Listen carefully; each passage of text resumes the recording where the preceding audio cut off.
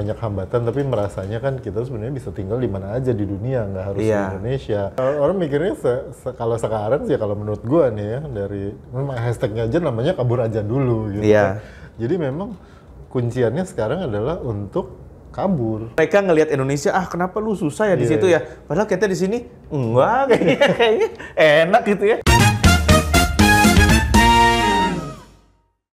Kembali lagi di Indonesia. Di Indonesia bersama saya Harnas. Saya Irfan Kartawira, masih ngobrolin tentang hashtag kabur aja dulu. Kabur aja dulu. Nah, kalau gua sih, kalau teman-teman ada di posisi yang Irfan ngomong nih ya, artinya keluarga baru atau masih muda dan merasa di sini tuh ayo gue pengen kerja di luar negeri. Saran gua, lakukan. Gitu karena gue punya pengalaman itu, Pak. Coba gimana? Gue punya pengalaman itu. Lu pernah bukan kabur lumayan dulu. Gue sebenarnya kabur juga. kabur karena gue lulus kuliah. Gue kan gue tuh skripsi itu sudah di perusahaan. Jadi orang mah lulus kuliah cari kerja, gue tuh seumur hidup nggak pernah merasakan nganggur gitu. Karena begitu lulus langsung tempat kerja gue bilang, lu kerja di sini aja. Ya udah gue langsung kerja di Bandung itu. Ya. Tapi gue juga mungkin merasa seperti itu. Aduh kok gini-gini aja bosen, dan gue waktu itu pengen banget tinggal di luar negeri, ngerasain gitu loh. Terus gue bisa bahasa Inggris, gue bisa bahasa Jerman, tapi kan nggak pernah kepake kalau tinggal di Bandung aja gitu ya. Jadi gue waktu itu keluarga gue nggak sanggup untuk nyekolahin gue di luar negeri. Ya udahlah, jadi gue kuliah di Bandung gitu kan. Nah tapi setelah ditawarin kerja, ada dua yang nawarin gue kerja. Yang pertama adalah perusahaan terkenal, gajinya gede, tapi kantornya di Jakarta. Yang satu lagi gajinya nggak terlalu gede, tapi dia bilang, nanti kamu akan di training 6 bulan di Amerika dan 1 tahun di Austria. Gue ambil yang kedua. Karena gue pengen ngerasain tinggal di luar negeri, kayak apa sih gitu ya. Nah, di situ gue mengalami kerja di luar negeri, bukan sekolah nih ya. Kerja. Jadi gue kerjanya ya benar-benar kerja, pakai celana monyet, di Amerika itu kan satuannya inci ya teman-teman ya. Itu sangat susah itu karena gue kan kerjanya mesin ya. Jadi mau masuk mesin bubut, ayo majuin 2 inci. 2 inci itu segimana gitu. Dia bilang, ayo nih segini. Oke. Gitu. Nah itu tapi itu membuat gue menghargai kondisi di Indonesia sebetulnya. Justru malah itu ya? Betul. Waktu selesai di Austria, gue tuh ditanya sama dia, lu kan bisa ngomong Jerman, lu di sini kerja udah 1 tahun ya kan, lu cocok banget sama teman-teman kampung ini. You know, kalau ada cara mau nggak dibantu supaya gue bisa tinggal di Austria? Itu gue belum kawin tuh sebenarnya. Jadi waktu tinggal di Austria, gue bilang gue nggak mau gitu. Ya, kenapa lu nggak mau gitu kan?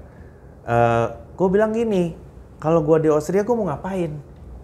Gitu loh Van. Kalau lu kerja di negara maju ya, lu mau ngapain? Semua udah ada. Sabun aja made in Austria, itu semua dinding cat semua made in Austria.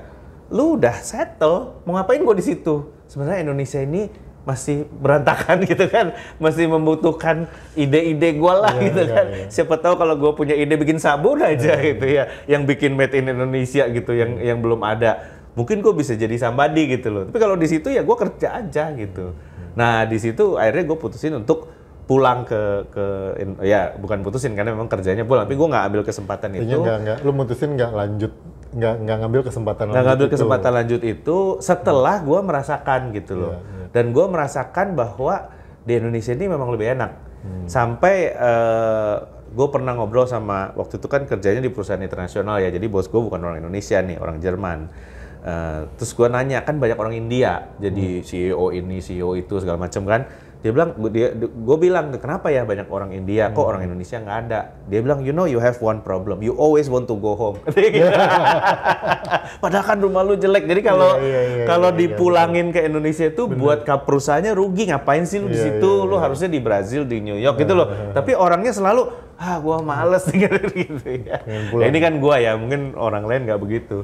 Tapi menurut gue pengalaman tinggal di luar negeri itu, kerja itu akan membuat kita, pertama kita bersyukur atas kondisi di Indonesia gitu ya.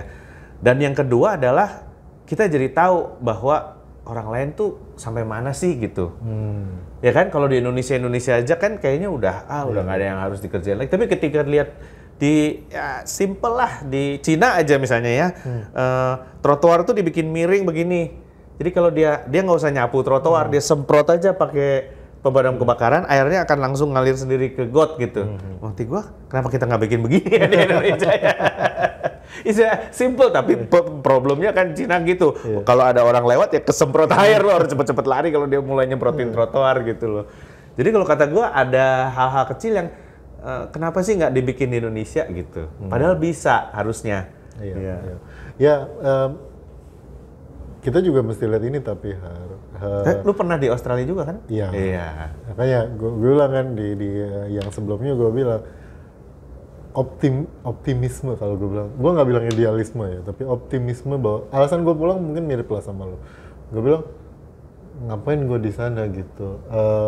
Kayak pakar biotek di bioproses engineering gitu di Australia mah pembalatak gitu. Ya gue aja belajarnya sama mereka kan gitu kan. Gue belajarnya dari mereka gitu. Kalau di Indonesia ada jarang, makanya gue pikir ya yang lebih butuh gue ya rumah gitu ya di Indonesia, gue pulang gitu. Makanya gue nggak bilang idealisme lah, tapi optimisme bahwa kita bisa melakukan sesuatu lebih banyak di sini itu waktu gue masih lebih muda dulu ya itu cukup kuat gitu untuk sampai mendorong keputusan bahwa udahlah pulang aja gitu. Padahal kan kesempatan untuk stay itu ada. Nah, gue ngelihatnya justru dengan kondisi sekarang itu orang kan maunya keluar gitu. Jadi ya itu ya kabur itu kan. Orang maunya kan kabur gitu. Jadi alasan untuk kabur ini menurut gue cukup kuat gitu tadi yang dia episode sebelumnya juga udah bilang, dan gue setuju sama lu tadi bilang kalau sekarang lu ada kesempatan, apalagi lu masih muda gitu, terus ada kesempatan untuk kabur aja dulu, ambil kesempatannya, ambil kesempatannya, bahwa nanti lu akan sampai pada kesimpulan yang sama atau berbeda dengan kami beberapa tahun yang lalu gitu. Enggak pak, setelah gue cobain kabur dulu ke luar negeri, sekarang gue di Korea udah 3 tahun, 4 tahun, gue nggak pengen balik ke Indonesia gitu. Iya nggak apa-apa. Nggak apa, tapi bahwa kesempatan untuk melihat dunia ya, atau bahkan mencari penghidupan di tempat lain, itu menurut gue juga salah satu kelemahannya orang Indonesia. Gue bilang tadi kan, orang Indonesia tuh kangenan pengen pulang gitu, kangenan pengen pulang. Jangan lupa juga, kita itu bahkan untuk berangkatnya saja berat. Gitu. Jadi bukan cuman nanti kalau udah di sana pengen pulang, tapi mau melangkahnya aja teh berat. Dan berat ini bukan urusan visa, bukan urusan paspor kita yang lemah ya. Itu mah susah tapi selalu masih bisa dicari jalannya lah gitu ya, sponsor lah apa segala macam, susah segala macam tapi bisa. Yang benar-benar berat adalah dari dalam. Kayak gue kita nggak usah ngomongin luar negeri ya. Gue ngeliat saudara-saudara gue gitu yang dari kecil lahir, gede, sekolah, kerja di Bandung. Ke Jakarta aja susah. Gitu kan. Dia bilang, nih ada dapat tawaran kerja di Jakarta. Itu nanya, nggak ada yang di Bandung. Gitu. Padahal Indonesia loh itu, maksudnya sama-sama di Indonesia, dan Bandung Jakarta sekarang pakai bus 50 menit nyampe gitu kan. 20 menit ya, nyampe. Nah itu orang Indonesia kan gitu, berangkat keluarnya aja susah. Dan oke, orang bilang, ya orang Sunda kan terkenal paling susah merantau. Jangan salah. Tukang perabot sama tukang kain Tasikmalaya itu ada di Papua. Orang pertama yang gua temui waktu gua ke Biak tahun 90-an, pertengahan 90-an, orang pertama yang gua temui adalah tukang kain asal Tasik. Jadi kalau urusan merantau orang Sunda tidak kalah sebetulnya, cuman kita diam-diam aja. Nah, kita nggak ngelihat cuma itu doang, tapi lu coba ngobrol sama misalnya orang Klaten, orang Blitar, orang Lumajang, itu sih pasti kalau ini ada kesempatan ini, nggak di sini aja mas, jauh-jauh ke sana ngapain gitu. Itu menurut gue ya, kita tuh sangat bound, sangat attached sama tempat comfort ini zone. Gitu. Comfort zone kita tuh. Comfort zone, betul. Ya, dan berat gitu mau. Jadi kalau bilang hashtag kabur aja dulu, nih ada lowongan ini. Gini ya, kalau gue perhatiin nih ya, nih dari kalau dialog atau interaksi di sosial media, wah gue kesel banget nih gini. Kabur aja dulu. Ada yang punya lowongan nggak di Korea? Kok ada nih? Tapi sertifikat harus punya sertifikat welding misalnya, ngelas. Tapi sertifikat. Oh, gue punya nih sertifikat welding. Ya udah, ini buat daftarnya. Gajinya segini, ini segini. Mulai tuh. Kontraknya berapa lama ya? Nah. Terus, nanti kalau di sana kira-kira gimana ya? Jadi udah mulai cari-cari alasan. Iya, betul. Udah mulai cari-cari alasan. Kayak, betul. Tapi gue denger di Korea agak rasis sih orangnya gitu gini. Lu mau berangkat apa enggak? Iya. Jadi udah mulai cari-cari tuh. Nanti makannya susah nggak yang halal? Yeah. Jadi kayak oke, lu emosi, lu pengen pergi. Begitu pintunya dibuka, lu yang ngerem gitu kayak, gue pergi nggak ya gitu. Betul. Beda kan kalau misalnya, oh gue ini, tapi ini sertifikatnya welding. Waduh, gue di sini kasir gitu kan susah, harus training dulu. Atau wah harus bahasanya level B2 apa yang susah gitu kan. Wah gue susah lah kayak gitu. Iya.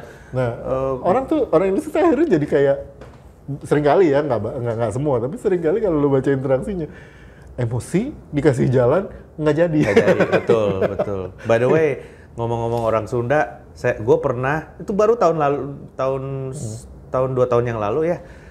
Lagi di tram di mana itu Munich di Munich kan naik tram karena pameran, ada sekelompok anak mahasiswa tuh anak muda lah berempat di depan ngomong Sunda. Gue bingung lu dari mana gitu kan, dia bilang oh Pak saya kerja di perhotelan. Oh iya. Jadi dia dari Tasik apa Garut gitu loh, bukan dari Bandung ya. Dia perhotelan, jadi dia kerja di sini udah di restoran Jerman gitu ya. Oh, gue terharu juga, gila nih. Gitu kan kita rombongan nih, kasih uang jajan deh gitu. Gue berdua sama teman gue kan. Teman gue sampai heran yang bukan orang Indonesia, kenapa kamu kasih duit? Ya nggak apa-apa itu orang senegara gue. Gue tau lah, susah tuh hidupnya pasti kan gitu. Tapi ya memang sih Van, makanya gue sarankan pergilah. Iya. Dan gue agak nggak ngerti di Indonesia kan banyak orang pemerintah itu yang kerja sekolah di luar negeri atau pernah tinggal di luar negeri gitu ya. Itu di luar negerinya bagaimana ya gitu loh. Dia kadang-kadang nggak ngelihat apa yang gue lihat gitu.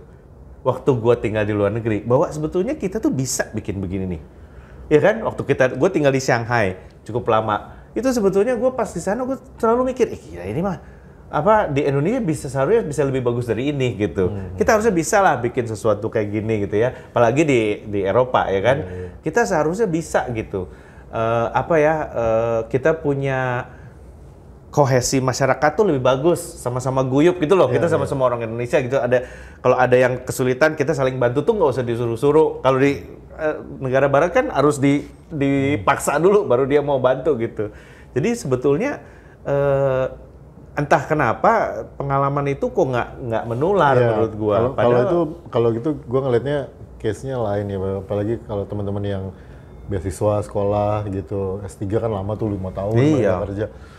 Bukan nggak mau bikin itu di Indonesia, selalu mereka orang yang baru pulang itu biasanya masuk ke siklus pertamanya adalah gue pengen bikin semua yang gue lihat di sana di Indonesia.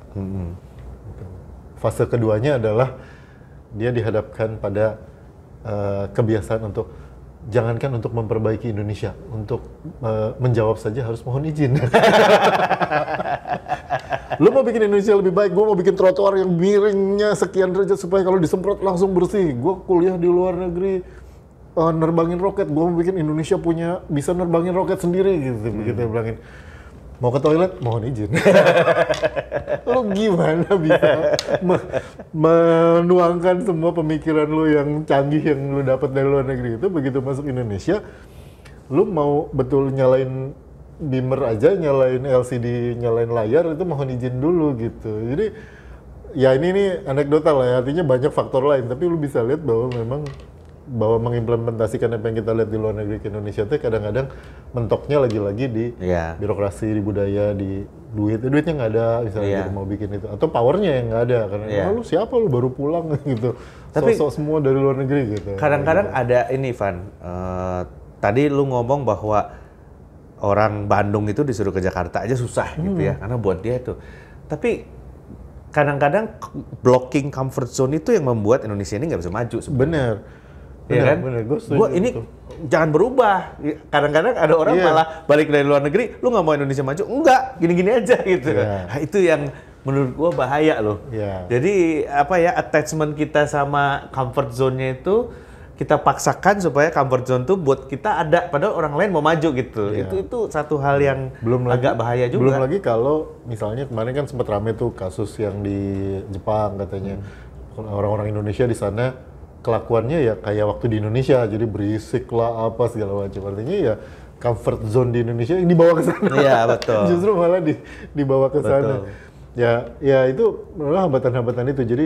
Jadi gue setuju sih kalau lo ada kesempatan mah udah cabut aja gitu, cobain dulu lah gitu. Baru nanti lo bisa lihat beneran apakah hashtag kabur aja dulu ini akan berubah jadi hashtag kerja permanen atau memang beneran lu mau pulang gitu. Lu mau pulang juga nanti 5 tahun, 10 tahun, 15 tahun lagi mau pulang juga nggak apa-apa gitu. Itu bukan kayak katanya lu benci Indonesia mau kabur aja gitu.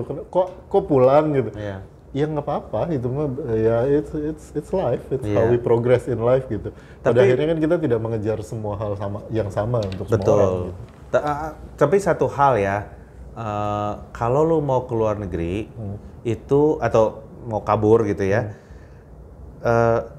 menurut gua sih kesempatan itu harus dimanfaatkan untuk lu either nabung atau menjadi sesuatu ketika lu balik. Gitu loh. Benar. Jangan sampai lu kabur bertahun-tahun sono pulang di sini belangsak lagi gitu. Come on ya. Karena ada beberapa orang begitu juga. Pokoknya dia asal kabur aja dulu. Tapi pada saat kabur itu dia tidak nabung, dia tidak belajar apa-apa gitu kan ya. Gitu aja, terus pas pulang juga gitu aja, malah ngompor-ngomporin gitu. Menurut gue malah kebalikan. Jadi make sure bahwa pengalaman di luar negeri itu bisa membuat lu menjadi orang yang lebih baik gitu. Dan lu pulang, kalau lu misalnya lu mutusin pulang ya lu harus punya pegangan. Gue di rumah ini mau ngapain, gitu. Di Indonesia ini gue mau ngapain gitu ya. Pakailah knowledge yang lu dapat di luar negeri untuk sesuatu yang lebih baik gitu. Sebab kalau enggak ada juga Van yang udah keluar negeri lama sampai di sini nggak ngapa-ngapain, terus malah jadi ngerusuh gitu kan. Itu kan gue pernah lah, gue tahu lah ini. Padahal kan belum tentu juga gitu. Itu kan pandangan dia aja. Lama di luar negeri pulang ke Indonesia terus ngerusuh, gue tahu orangnya. Kan nggak sebut nama ya. Pengalaman di dunia ini, pengalaman di luar negeri itu mesti dijadikan pelajaran. Tapi sebelum pulang, kalaupun pulang ya kita kan udah lebih dari orang yang tidak pernah pergi. Jadi ya make sure kita juga melakukan sesuatu siap gitu loh untuk pulang, Van. Paling nggak siap tabungan, siap gue mau ngapain, siap mau ini mau itu gitu. Jangan pergi dan pulang dengan semangat yang sama. Di sini kabur, di sana kabur lagi. Akhirnya kabur lagi tapi ke Indonesia. Ke Indonesia, kabur ke Indonesia nggak bisa kabur kemana-mana lagi, udah mentok gitu. Udah mentok. Tapi kalau semua orang kabur, apa nggak terjadi brain drain, Van? Itu. Ini gue lagi mikirin kita dorong orang untuk pergi sana mau cari pengalaman segala terus gue pikir terus nanti ditinggal gimana. Kita bahas brain drain di episode berikutnya. Saya Harnas, saya Irfan Gataria. Bye. Gue tuh nggak terlalu bukan nggak percaya, tapi gue tuh nggak terlalu khawatir dengan fenomena brain drain. Karena brain drain itu menurut gua terjadi dulu. Di Indonesia itu, di Austria bagus banget, semuanya rapi, bersih. Begitu di sana ketemu di kedutaan gini, sini nggak enak, dingin banget. Begitu lo mau nge-hire profesor ini di Helsinki gitu, orang Indonesia pakar pendidikan di sana atau profesor atau doktor pendidikan di sana gitu. Ngerti banget pendidikan dasar yang bagus kayak gimana. Begitu lo mau hire dia, nanti kan lo masuk, diminta domisili, nomor telepon, NPWP, ya gitu kan sederhana. Habis itu nanti ini masuk ke pegawaiannya gimana, ke siapa, absensinya gimana, dan seterusnya yang birokrasi yang akhirnya kayak, kayaknya susah Pak, kayak gitu.